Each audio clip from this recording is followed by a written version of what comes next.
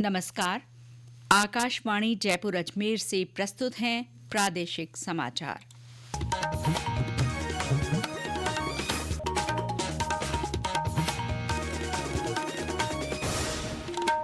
मुख्य समाचार। मुख्यमंत्री भजनलाल शर्मा ने कहा, युवाओं में कौशल विकास करना सरकार की प्राथमिकता। राष्ट्रीय सड़क सुरक्षा माह के तहत विभिन्न माध्यमों से सड़क सुरक्षा की अलख जगाई जा रही है। जयपुर में 1 लाख मास्टर ट्रेनर बनाने का लक्ष्य। राज्य विधानसभा का तीसरा सत्र 31 जनवरी को राज्यपाल के अभिभाषण के साथ शुरू होगा। और राज्य स्तरीय युवा महोत्सव की आज से जयपुर में शुरुआत। 12 जनवरी तक विभिन्न कार्यक्रम होंगे।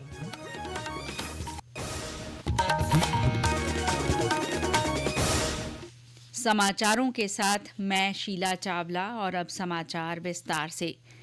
मुख्यमंत्री भजनलाल शर्मा ने आज पेंडिंग पॉलिसीज एक्ट और योजनाओं को लेकर बैठक की। इस दौरान श्री शर्मा ने कहा कि युवाओं में कौशल क्षमता का विकास करते हुए उन्हें प्रोत्साहित करना सरकार की प्राथमिकता है।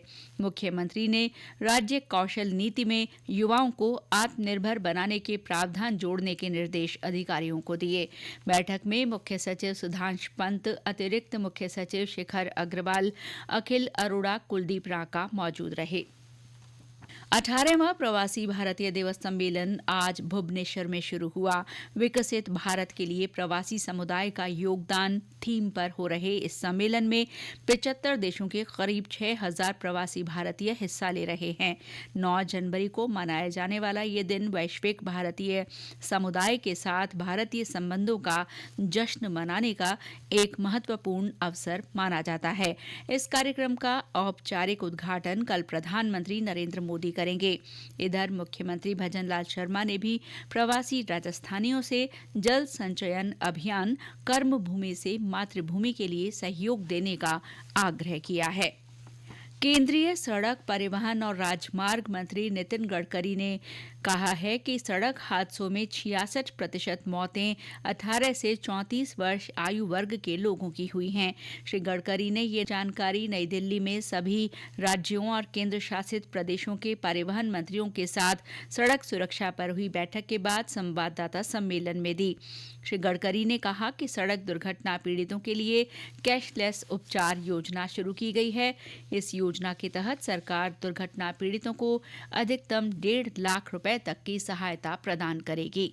1,80,000 मौतें हुई। 30,000 लोगों की मौतें जो है वो हेलमेट न पहनने के कारण हुई है। मेरी बात यह है कि 18 से 34 वयोवर्ग में 66% मौतें हुई है। हमारे स्कूल और कॉलेज के सामने एग्जिट एंट्री पॉइंट में उसकी ठीक व्यवस्था न होने के कारण 10,000 बच्चों की मौतें हुई। पहली बात तो रोड सेफ्टी, इस विषय पर काफी डिटेल में चर्चा हुई और ब्लैक स्पॉट्स को आइडेंटिफाई करना, रोड इंजीनियरिंग, ऑटोमोबाइल इंजीनियरिंग में हमने सुधार किए हैं। आइडेंटिफाई करके रीजन पे चर्चा हुई और आगे सबने मिलकर ये निर्धार तय किया है कि हम इसको कम करने की कोशिश करेंगे। राष्ट्रीय सड़क सुरक्षा माह के तहत प्रदेश भर में विभिन्न माध्यमों के जरिए सड़क सुरक्षा और यातायात नियमों के प्रति लोगों को जागरूक किया जा रहा है। इसके लिए वाहन रैली, समझाइश, नुक्कड़ नाटक का सहारा लिया जा रहा है। परिवहन विभाग की ओर से जयपुर में जागरूकता अभियान चलाया जा रहा है। जयपुर के प्रादेशिक परिवहन अधिकारी राजेंद्र सिंह शेखावत ने आकाशवाणी को बताया कि महीने भर लोगों को सड़क सुरक्षा और यातायात नियमों का पालन करने के लिए सजग किया जाएगा। श्री शेखावत ने बताया कि जयपुर के ग्रामीण और शहरी क्षेत्र में इस बार 1 लाख लोगों को मास्टर ट्रेनर बनाने का लक्ष्य रखा गया है।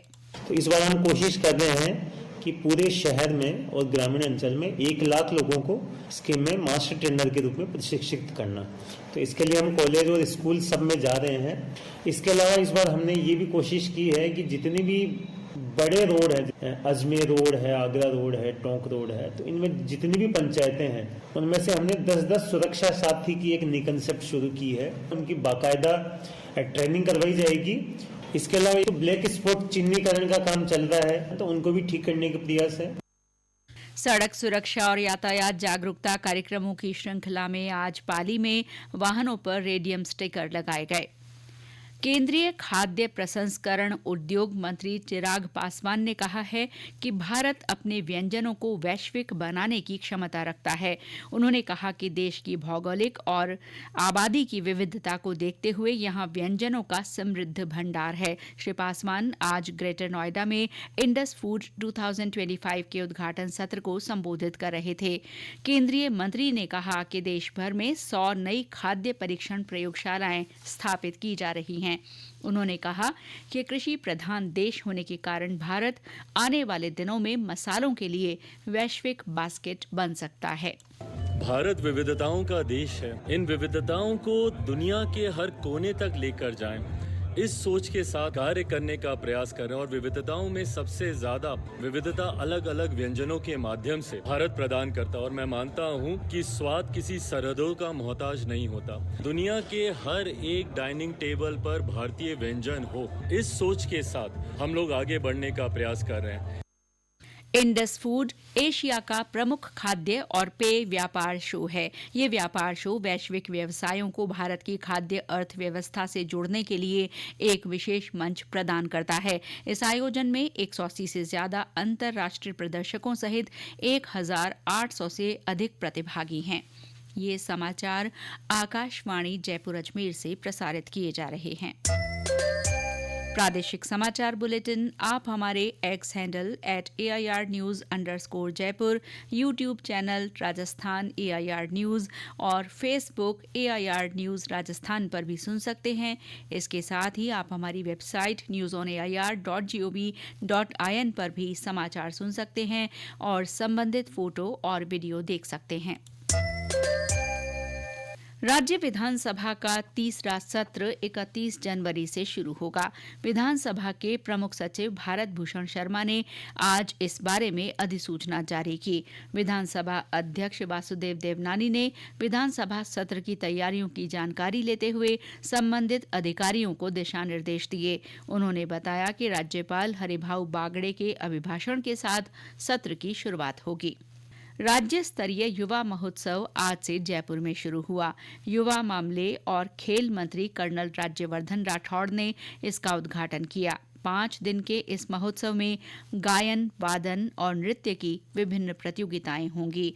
इनमें संभाग स्तर पर विजेता रहे प्रतिभागी हिस्सा लेंगे। इसके साथ ही राजस्थान की परंपरागत मांडना और रंगोली जैसी कलाओं को बढ़ावा देने के प्रयास किए जाएंगे। युवाओं के लिए मोटिवेशनल सत्र भी रखे गए हैं। 12 जनवरी को स्वामी विवेकानंद की जयंती पर मनाए जाने वाले युवा दिवस के अवसर पर इस महोत्सव का समापन होगा। जयपुर में आज से राष्ट्रीय युवा संगीत समारोह शुरू हुआ। केंद्रीय कानून मंत्री अर्जुन राम मेघवाल ने जवाहर कला केंद्र में हो रहे इस समारोह का शुभारंभ किया। इस अवसर पर उन्होंने संगीत के क्षेत्र में प्रतिभा खोज के लिए होने वाले समारोह की सराहना की। उन्होंने कहा कि संगीत तनाव को कम करने में सहायक होता है। संगीत तो स्ट्रेस मैनेजमेंट भी सिखाता है। और वीणा, ये 5 तार, ये प्रकृति में भी 5 तत्व है। तो इसको हम बजाते समय ऐसा समझते हैं कि प्रकृति में भी 5 तत्व है, इसमें भी 5 तार है, हमारे शरीर भी 5 तत्वों से बना है और प्रकृति में भी मिलना है। कबीर हमें चेता रहा कि आप संगीत के माध्यम से भी तनाव दूर कर सकते हो, जीवन को भी सुधार सकते हो। कार्यक्रम के संयोजक केसी मालू ने बताया कि 3 दिन चलने वाले इस समारोह में विभिन्न श्रेणियों में प्रतियोगिताएं होंगी। इनमें 15 राज्यों के कलाकार हिस्सा ले रहे हैं। प्रदेश में HMPV के संक्रमण की आशंका के मद्देनजर चिकित्सा विभाग सजग और सतर्क है। सभी जिलों में भी गंभीर श्वसन बीमारियों को लेकर निगरानी रखी जा रही है और सभी आवश्यक व्यवस्थाएं सुनिश्चित की जा रही हैं। झुंझुनू के मुख्य चिकित्सा और स्वास्थ्य अधिकारी डॉक्टर राजवीर राव ने बताया कि जिला अस्पताल में विशेष इंतजाम किए गए हैं। हमने बीबीडी के हॉस्पिटल के अंदर HMPV वायरस की समस्त पूर्व ही तैयारियां करने के अंदर जुटे हुए हैं और लगभग पूरी कर ली गई हैं। इसके लिए एक आइसोलेशन वार्ड भी बना दिया है जिसमें पूरी ऑक्सीजन सप्लाई है, उसको दुरुस्त कर दिया गया है पुराने की। और सभी वार्डों में ऑक्सीजन सप्लाई और ऑक्सीजन प्लांट है, उनको भी आगे को देखते हुए, इस वायरस के संक्रमण को देखते हुए पहले ही दुरुस्त कर दिया गया है। इसके साथ साथ ही स्वाइन फ्लू, कोविड और जनरल URI वगैरह आती है, उनकी के लिए भी अलग से हमने व्यवस्था कर दी है। सांभर झील क्षेत्र में अवैध खनन और अतिक्रमण को हटाने के लिए मिशन मोड पर कार्रवाई की जाएगी। वन मंत्री संजय शर्मा ने आज जयपुर में आयोजित सांभर झील प्रबंधन एजेंसी की बैठक में ये निर्देश दिए। उन्होंने झील के संरक्षण और प्रबंधन के लिए सभी जरूरी कदम उठाते हुए अवैध बिजली कनेक्शन हटाने को भी कहा। वन, पर्यावरण और जलवायु परिवर्तन विभाग की अतिरिक्त मुख्य सचिव अपर्णा अरोड़ा ने कहा कि क्षेत्र में नमक खनन के साथ साथ पर्यावरण संरक्षण की गाइडलाइंस की सख्ती से पालना सुनिश्चित की जाएगी। डीग जिले से पुलिस ने साइबर ठगी करने वाले एक गिरोह को पकड़ा है। इन्हें अकबरपुर पहाड़ी से गिरफ्तार किया गया है। गैंग के सदस्यों से 15 मोबाइल और 12 फर्जी सिम जब्त की गई हैं। भरतपुर रेंज के महानिरीक्षक राहुल प्रकाश ने बताया कि गैंग में शामिल 10 ठगों में से 5 नाबालिग हैं। उन्होंने कहा कि राज्य के मेवात क्षेत्र से साइबर अपराधों को खत्म करने के लिए ऑपरेशन एंटीवायरस के साथ अब ऑपरेशन साइबर शील्ड चलाया जा रहा है। उन्होंने बताया कि पिछले 1 साल में मेवात क्षेत्र में साइबर अपराधों में काफी कमी आई है। बीकानेर के ख्याति प्राप्त ऊंट महोत्सव की शुरुआत 10 जनवरी से होगी। पर्यटन विभाग और जिला प्रशासन 3 दिन चलने वाले इस महोत्सव की तैयारियों में जुटा है। इस दौरान देशी विदेशी सैलानियों के लिए कबड्डी, खो-खो, रस्साकशी सहित कई प्रतियोगिताएं होंगी। महोत्सव के दौरान सजे धजे ऊंटों की परेड भी निकाली जाएगी।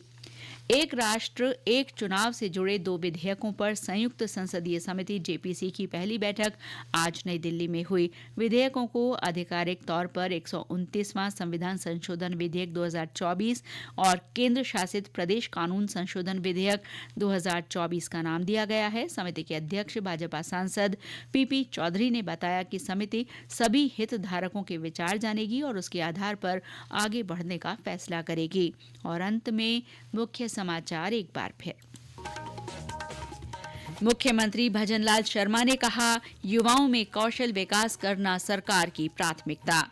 राष्ट्रीय सड़क सुरक्षा माह के तहत विभिन्न माध्यमों से सड़क सुरक्षा की अलख जगाई जा रही है। जयपुर में 1 लाख मास्टर ट्रेनर बनाने का लक्ष्य।